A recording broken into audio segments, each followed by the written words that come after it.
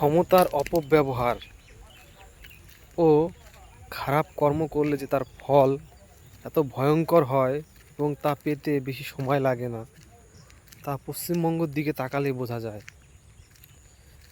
যে সকল মন্ত্রীরা ক্ষমতা পেয়ে নিজেদেরকে খুবই শক্তিশালী মনে করত, আজকে পশ্চিমবঙ্গে সেই ক্ষমতাবান সরকার বা সরকারের পতন হওয়ার পর পশ্চিমবঙ্গে মন্ত্রীদের যেভাবে ডিম ছুঁড়ে ছুঁড়ে মারা হচ্ছে, যাকে বলা হচ্ছে ডিম থেরাপি, সত্যি তা খুবই দুঃখজনক এবং লজ্জার। একজন মন্ত্রী যে রাজ্যটাকে চালাতো, যার কথায় জনগণ চলতো, তাদেরকে পুলিশ প্রোটেকশন দিয়েও আটকে রাখতে পারছে না। কারণ জনতার উপরে এত অত্যাচার, এত দুর্নীতি, এতটাই তাদের উপরে আক্রমণ করা হয়েছে, তাদের ক্ষতি করা হয়েছে। তাদের সেই জনরোষ বা আক্রোশ আজকে মেটানোর জন্য তারা হয়তো হাত দিয়ে মারতে পারছে না, কিন্তু ডিম দিয়ে ছুঁড়ে ছুঁড়ে তাদের ক্ষোভ প্রকাশ করছে।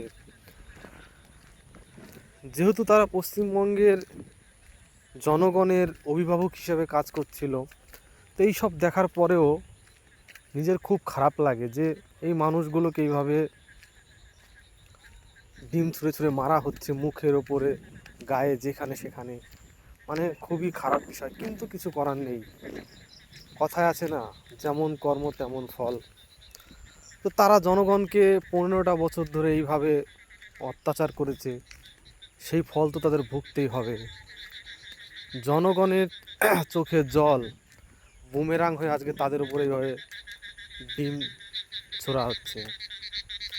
তো তারা যদি এই জিনিসটা বুঝতে পারত যে তাদের এই অপকর্মের জন্য তাদেরকে এইরকম অপমান, লাঞ্ছনা আর এইভাবে লজ্জিত হতে হবে, তাহলে হয়তো তারা এমনটা করতো না। তাদের যখন ক্ষমতা ছিল, তারা হয়তো ভেবেছিল যে এইভাবে আমাদের জীবন কাটবে, কিন্তু না। সময় পরিবর্তন হয়, সময় সবসময় সবার পক্ষে থাকে না।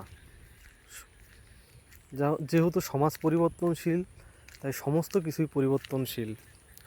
আজকে ক্ষমতা নেই, আজকে তোমার কিছুই নেই। এই পরিস্থিতিতে পশ্চিমবঙ্গের যে কোনো নেতা মন্ত্রী যারা সরকারে ছিল 15 বছর, সেই নেতা মন্ত্রীরা বেরোতে ভয় পাচ্ছে যে কখন না জানি তাদের উপরে এইভাবে ডিম ছোড়া হয়। দুঃখের বিষয়, পশ্চিমবঙ্গে যেভাবে দুর্নীতি করা হয়েছে, যেইভাবে মানুষকে অত্যাচার করা হয়েছে, এমন কিছু একটা হওয়ার সম্ভাবনা ছিলই। কারণ মানুষ ভালো কিছু চায়, উন্নতি চায়। তো মানুষের সেই ভালোটা যদি কেউ কেড়ে নেয়, তাহলে তার তো এমন হওয়াটাই স্বাভাবিক। মানুষ তাদেরকে ভোট দিয়ে জিতিয়েছিল, ভেবেছিল যে তাদের ভালো করবে বা তাদের উন্নতি ঘটবে, কিন্তু উন্নতি তো ঘটেনি, অবনতি ঘটেছে, যার ফলস্বরূপ আজকে এই দৃশ্য দেখতে হচ্ছে। কেউ জেলে, কেউ ভয়ে হয়তো ঘুরে বেড়াচ্ছে, কেউ আক্রান্ত হচ্ছে, কারোর উপর ডিম ছোড়া হচ্ছে। এমন একটা পরিবেশ তৈরি হয়েছে যে তারা আজকে আতঙ্কে, যারা জনগণের উপরে অঙ্গুলি হেলন করে তাদের উপরে ক্ষমতা প্রয়োগ করত, আজকে তারা ভয় বেরোতে পারছে না। তো কথা একটাই, যেমন কর্ম তেমন ফল। 15 বছর যন্ত্রণা দিয়েছে জনগণকে, জনগণ আজকে তার যে ফল তাদেরকে সেটা দিচ্ছে। তো কর্ম সবারই ভালো করা উচিত, কারণ কর্ম যেমন হবে ফল তেমনই হবে। যাই হোক, সকলে ভালো থাকবেন, সুস্থ থাকবেন, দেখা হবে পরের ভিডিওতে।